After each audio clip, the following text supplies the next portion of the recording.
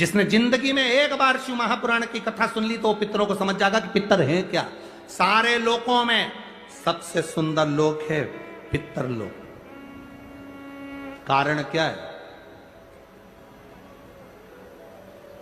तुम्हारे यहां दिवाली साल में एक बार मनाई जाती है, देवलोक में दिवाली साल में एक बार मनाई जाती है, नाग दीपावली के दिन।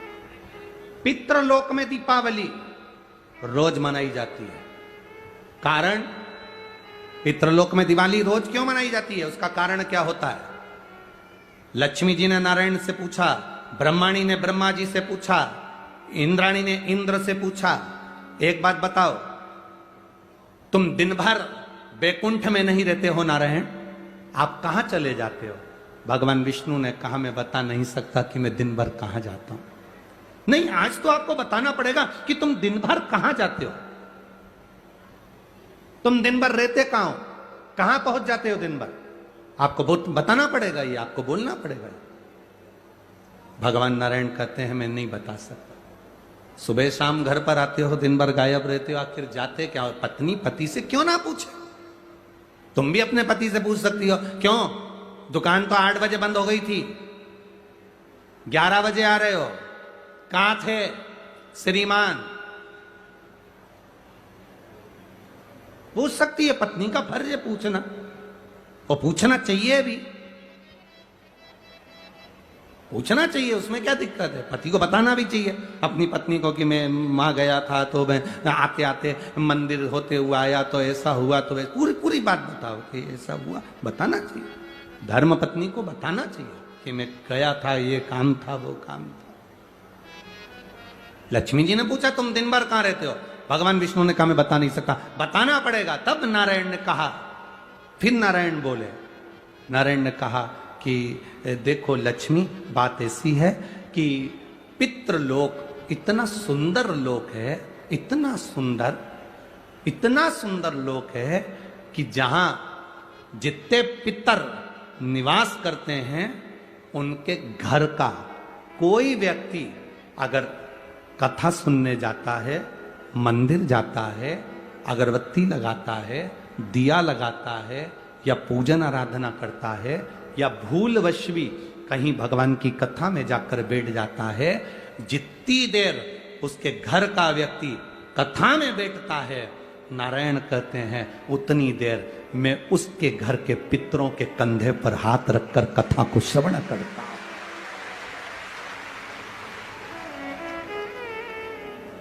पितृलोक इतना सुंदर है। और पितृलोक के जो स्वामी है, आर्यमा स्वामी, वो पितृलोक के जो स्वामी है वो भी बड़े सुंदर है। और पितृलोक के जो स्वामी है बड़े सुंदर, और पितृलोक के स्वामी जिस पर बैठते हैं, काय पर बैठते हैं? कौवे पर, वो भी बड़ा सुंदर, अति सुंदर। अरे गुरुजी कहां की बात कह रहे हो? सबसे सुंदर पक्षी तो मोर है, राष्ट्रीय पक्षी में भी उसको कहा सबसे सुंदर पक्षी तो मोर है, और आप कह रहे हो कि दुनिया का सबसे सुंदर पक्षी कौवा है। अरे भाई, जिसने कथा नहीं सुनी उसको लगता है कि दुनिया का सबसे सुंदर पक्षी मोर है, पर अगर शास्त्र को उठाकर देखोगे तो दुनिया का सबसे सुंदर पक्षी कौवा था। पहले नंबर पर सफेद सुंदर, अति सुंदर, कौवे के आगे कोई पक्षी नहीं था। वो तो ब्रह्मा जी ने पृथ्वी पर यज्ञ करा, और पृथ्वी पर जब यज्ञ करना चाहा ब्रह्मा जी ने, तो उस समय पर ब्रह्मा जी ने कहा, मुझे इस पृथ्वी पर यज्ञ करना है, इस जमीन को लीपने के लिए अमृत की जरूरत है। जैसे अपन गाय का गोबर लीपने के लिए लाते हैं, वैसे ब्रह्मा जी ने कहा इसको लीपने के लिए अमृत चाहिए। अमृत कौन लेकर आएगा? कोई आगे नहीं आया, तब ब्रह्मा जी ने कौवे को बुलाया, ए कौवा, तुम अमृत लेकर आओ, क्योंकि तुम्हारी दृष्टि बड़ी प्रबल है, तुम अमृत को ढूंढ कर ला सकते हो। कौवा, अमृत तो लाना, पर झूठा मत करना, अमृत को लेकर आना, मुझे बताना कहां रखा है तो मैं लेने चले जाऊंगा। कौवे ने कहा, जो आज्ञा ब्रह्मदेव। कौवा आर्यमा स्वामी को नमन करा, प्रभु ब्रह्मा जी का काम है, मुझे जाना पड़ेगा। कौवा बड़ा सुंदर था, बुद्धिमान था, तो कौवे को भेज दिया। इसलिए रामचरितमानस में काकभसुंडी की कथा बार बार आती है। गरुण और कौवे की कथा आ रही है। कौवा कितना विद्वान था, चला अमृत का पता लगाने के लिए। जब कौवा चला, अमृत का पता लगाते लगाते लगाते लगाते कौवे ने संकल्प ले लिया था कि जब तक अमृत नहीं मिलेगा मैं मुंह झूठा नहीं करूंगा, पानी तक नहीं पीऊंगा। भूखा प्यासा कौवा दौड़ता रहा। आर्यमा स्वामी से कहकर कौवा दौड़ते दौड़ते दौड़ते दौड़ते जाए। बहुत दिन हो गए, तब कौवे को अमृत मिला। अमृत मिला तो कौवे को लगा बहुत तेज प्यास लग रही है, करूं क्या। कौवे ने उस अमृत को झूठा कर दिया। ब्रह्मा जी को आकर कहा, स्वामी अमृत वहां रखा हुआ है, पर बात इतनी सी है कि मैंने उस अमृत को झूठा कर दिया। ब्रह्मा जी को क्रोध आ गया। ब्रह्मा जी ने कहा, रे कौवे, तू सफेद होकर सुंदर होकर तूने ऐसा काला काम कर दिया, ऐसा बेकार काम करा। तूने अमृत को झूठा करा और ऐसा काला काम तूने करा। मैं तुझे श्राप देता हूं कौवे, तू गोरे से काला हो जाएगा।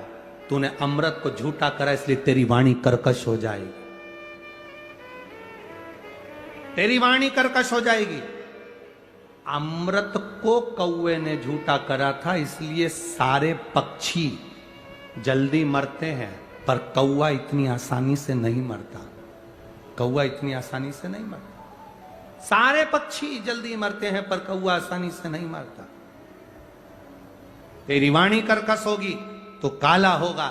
सुंदर कौवा काला हो गया। आर्यमा स्वामी ने देखा कि मेरा कौवा मैं जिस पर बैठता हूं ये काला हो गया। आर्यमा स्वामी ने ब्रह्मा जी से कहा, आप क्या चाहते थे।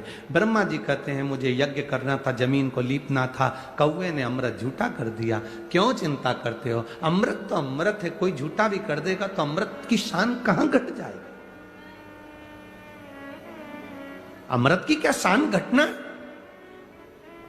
आर्यमा स्वामी ने कौवे से कहा, तू चिंता मत कर। आर्यमा स्वामी बोले, कौवे तू चिंता मत कर, आज मैं तुझको एक कार्य देता हूं। जब 16 श्राद्ध आएंगे, कौवा जिस जीव की जो तिथि होगी, मान लो किसी की चतुर्थी तिथि है, उस चतुर्थी तिथि पर तुझे छोड़ने के लिए पृथ्वी पर पितरों को जाना पड़ेगा। जब उनके छत पर तो पितरों को छोड़ने के लिए जाएगा, कौवा जब तू वापिस आएगा, तेरे लिए छत के ऊपर भोजन रखा रहेगा। जिसकी छत पर भोजन रखा मिल जाए उसको तू पाएगा तो पितृ तृप्त होंगे। कौवे ने कहा, मेरे द्वारा पितृ तृप्त होंगे। कौवा, नहीं, जब पितर वापिस आएंगे, पितृलोक में रहेंगे, उनको 1 वर्ष के अंदर जब भूख लगेगी, तब कौवा तू अपनी चोंच में उनकी छत से जो भोजन लेकर आएगा, अपनी चोंच से निकालकर उन पितरों को देगा, जिससे उनका कल्याण होगा और वो आशीर्वाद प्रदान करेंगे,